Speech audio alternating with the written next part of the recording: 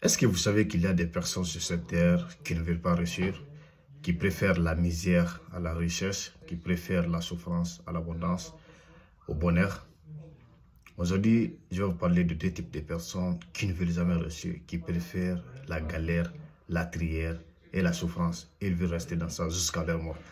Je suis Sangaram Baloyole, pour ceux qui ne connaissent pas. Je suis un écrivain et auteur de deux livres. Bienvenue à toutes et à tous, bienvenue à l'école de la vraie vie, où chaque expérience est une leçon, chaque jour une opportunité d'apprendre et de grandir, et surtout, chaque échec est un tremplin vers le succès. Ici, on apprend ce que l'école classique ne peut jamais nous enseigner.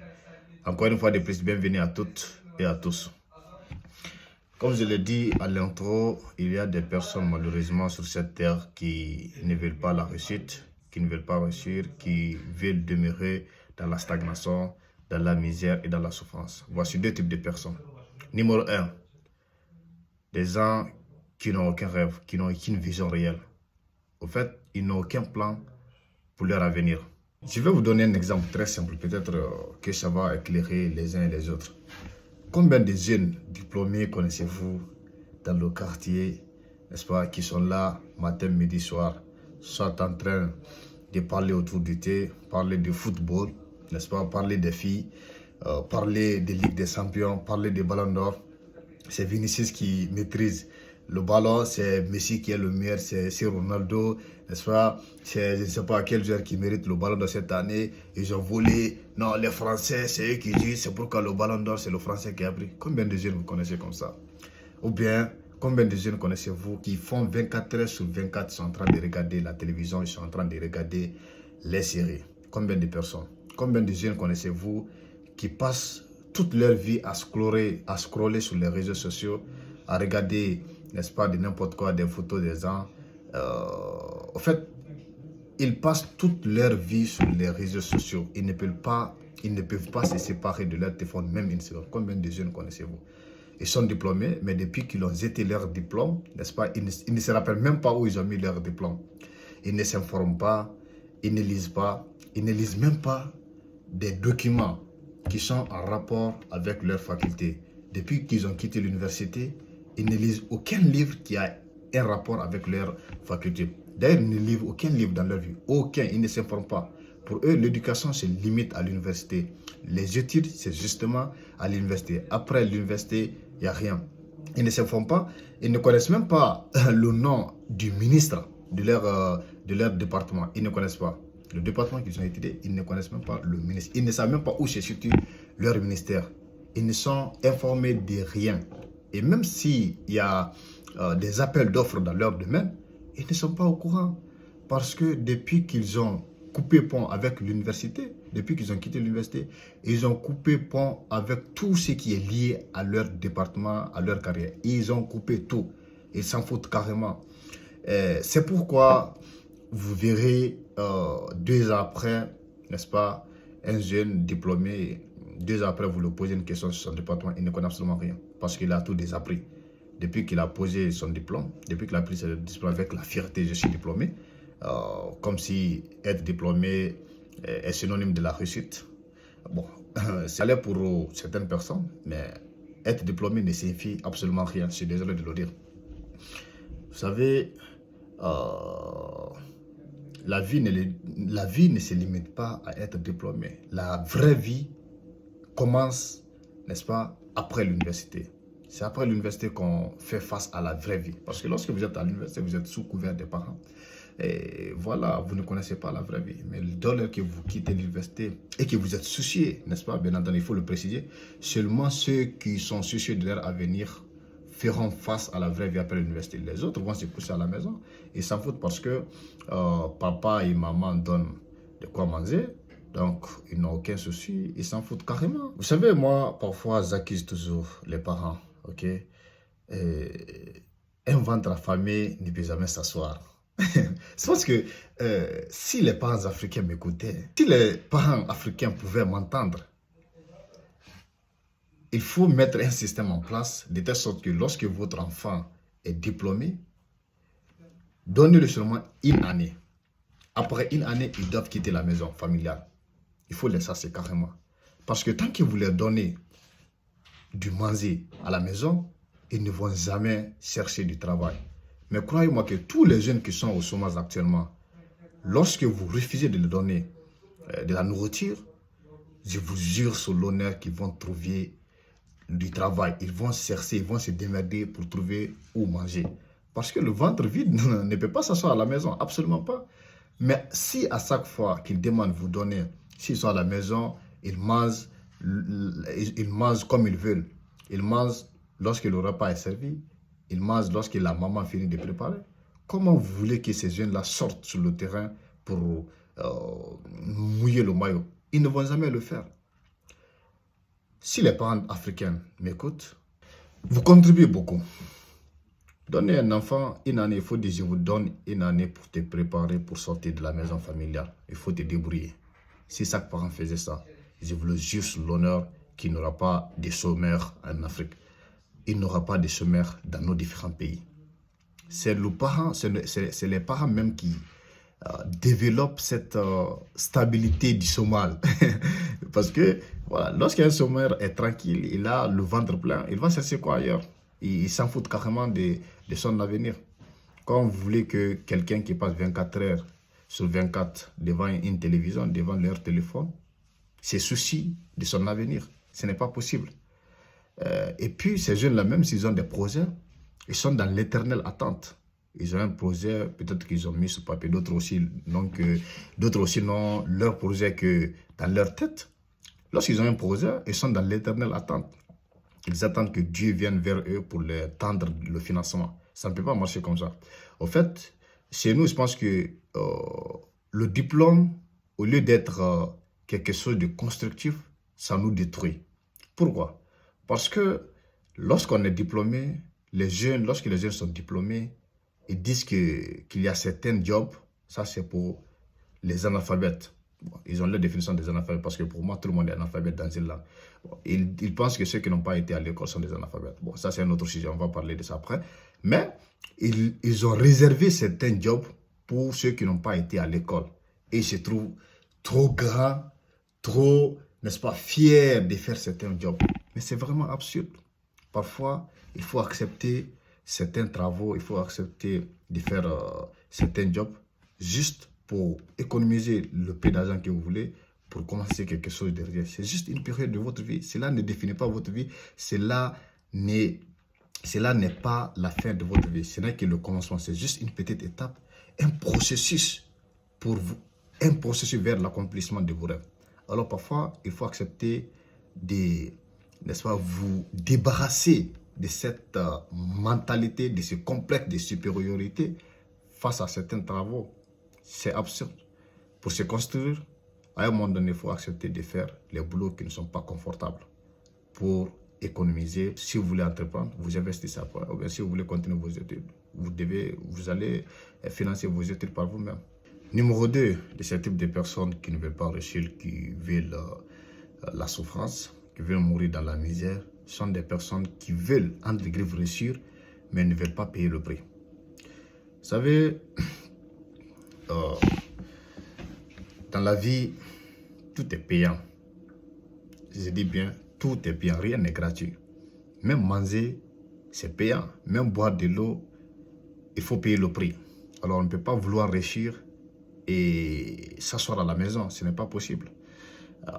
Vous savez, ces deux points-là sont similaires. Ceux qui n'ont aucun souci et ceux qui veulent réussir sans payer le prix.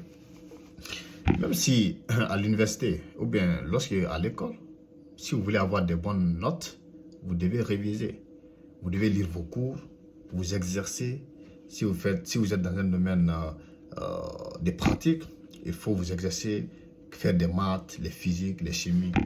Avant les examens, vous ne pouvez pas attendre jusqu'à la veille des examens. Et puis, vous allez commencer à lire par-ci, par-là. Et vous dites un bon étudiant, et vous dites un bon élève. Vous dites que vous voulez réussir, vous voulez avoir 20 sur 20. Ce n'est pas comme ça que ça marche. Chaque chose a un prix et il faut, n'est-ce pas, un processus pour ça. Il y a un point de départ.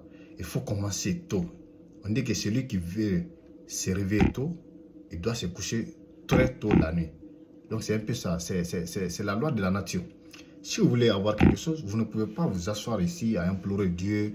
Non, J'attends à ce que les conditions se réunissent. Il n'y a jamais une bonne condition. Il n'y a jamais un bon moment de commencer.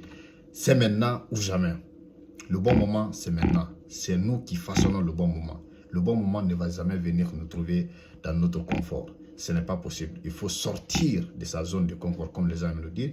Il faut sortir de sa zone de sécurité. Il faut sortir de sa zone de stabilité pour aller faire face à l'inconfort. C'est dans l'inconfort que se trouve le bonheur. C'est dans l'inconfort que se trouve la réussite. C'est dans l'inconfort que se trouve le succès. N'est-ce pas? Il ne faut pas vous habituer à la facilité. La facilité ne paye jamais. Peut-être que ça peut vous réconforter dans le présent, mais croyez-moi que ça ne sera pas pour longtemps. La facilité ne paye jamais. Personne ne peut vous dire que non, moi j'ai réussi par la facilité. Je ne parle pas ici de ceux qui ont hérité de leurs parents, n'est-ce pas? Ils sont nés et grandis dans la richesse, dans l'abondance. Ok, on peut comprendre. Ça, c'est un autre cas. Mais si vous venez d'une famille comme la mienne, où avoir 2 plats par jour, c'est extrêmement difficile. Je me rappelle avant, Dieu est grand. Dieu est vraiment grand. Je me rappelle avant, à l'époque, quand j'étais enfant, même avoir 2 plats par jour, c'était extrêmement difficile. Parfois, je partais à l'école sans manger.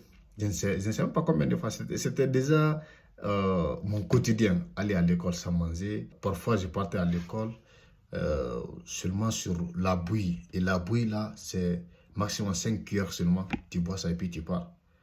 Okay, tu marches des kilomètres pour aller à l'école. Parfois, on se retourne, il n'y a pas de nourriture. Pour ceux qui ont fait le village, la maman donnait seulement l'arachide. Ok, tu viens de l'école, tu as vraiment faim. Et puis, on prend de l'arachide comme ça dans la main et puis on te donne. C'est ça le manger. Parce qu'il n'y en a pas. Parfois, on nous donnait le manioc sec. Parfois, on donne de la patate sec. Ok, la patate séchée, on appelle ça aussi un carré dans ma langue maternelle. Parfois, on nous donnait ma maman nous donnait du néré. Le néré, c'est liquide. Ok, c'est en poudre. Vous allez mettre ça dans l'eau et puis boire ça. C'est fini. C'est pas facile. C'est ce que j'ai dit, Dieu est grand. Quand je me rappelle, parfois, ma maman, dans la famille, nous n'avions même pas la pâte. La pâte qu'on met sur la brosse à dents pour se brosser, on n'en avait pas.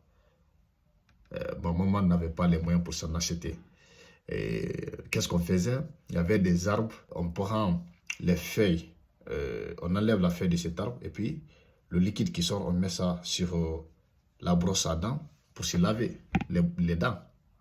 Parce qu'on n'avait même pas les moyens de s'acheter les pâtes. Ma maman n'avait pas les moyens. Je vous le dis sur l'honneur. Ce sont des périodes qui... ça me donne... c'était difficile. C'était pas facile. Mais aujourd'hui, on peut dire Dieu merci. On n'a pas la vie qu'on veut, mais on s'est dit Dieu merci. Donc, on a traversé tout ça. Dieu merci. Donc, il faut accepter le processus. Il faut accepter le processus. Si vous êtes venu des familles comme ça, comme la mienne, même avoir 2 plats par jour, c'est compliqué. Vous ne pouvez pas vous asseoir à la maison. Vous savez, je disais toujours, il y a 2 catégories de jeunes. Il y a ceux qui comptent sur leurs parents et ceux sur qui les parents comptent. Ceux qui sont le dernier espoir de leurs parents. Vous ne pouvez pas jouer sur le même terrain. Vous ne pouvez pas suivre les gens qui comptent sur leurs parents. Ce n'est pas possible. Vous allez... dans ma langue, on dit que tu vas voir le bâton et le mettre dans tes yeux. Ok? Tu ne peux pas oser faire ça. Alors, tout ce que tu vis dans la vie, il faut bosser pour ça. Il faut payer dur. Travaillez dur. Lisez les livres qui sont en rapport avec votre département. Lisez d'autres livres. S'il vous faut faire des nuits blanches, alors il faut faire des nuits blanches. S'il vous faut, n'est-ce pas, courir derrière les gens, il faut courir derrière les gens. Parfois, il faut savoir simuler pour obtenir ce que vous voulez. Non, je ne peux pas courir derrière quelqu'un. Je ne peux pas m'humilier. Moi, on ne me marche pas dessus. Mais tu n'es pas intelligent. Tu n'es rien. Tu n'as pas l'argent, tu n'es rien. Si tu n'as rien, tu n'es rien. Parfois, il faut savoir se rabaisser. Il faut savoir s'humilier pour avoir ce que vous voulez. C'est comme ça la vie. La vie se gagne dans la malice et non dans l'orgueil. Il y a des gens quelque part qui n'ont pas fait de grandes études, mais ils occupent des grands postes, ils vivent très bien, ils ont un train de vie beaucoup plus supérieur à ceux qui ont le doctorat, à ceux qui ont le professorat. Pourquoi? Parce qu'ils ont su comment faufiler entre les êtres humains. Ils ont développé la malice, ils savent comment parler aux gens, ils savent comment s'y rabaisser.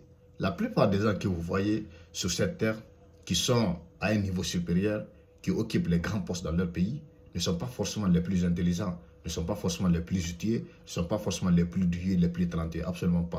Ce sont des gens qui connaissent quelqu'un quelque part. Ce sont des gens qui ont été mis là-bas, la plupart des cas. Okay? La plupart de ces gens-là ne méritent pas leur poste, mais avec la malice, mais avec la malice, ils ont pu se tailler dans la société.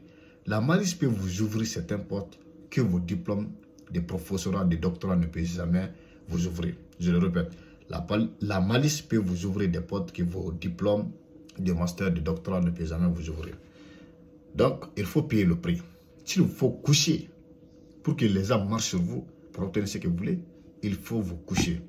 Okay? Ça ne va pas s'écrire sur votre front que non, pour être directeur quelque part, pour avoir cette opportunité, pour avoir cette bourse d'études, pour être, je ne sais pas, préfet, gouverneur quelque part, il s'est couché, on a marché sur son dos. Personne, ça ne va pas s'écrire sur votre front.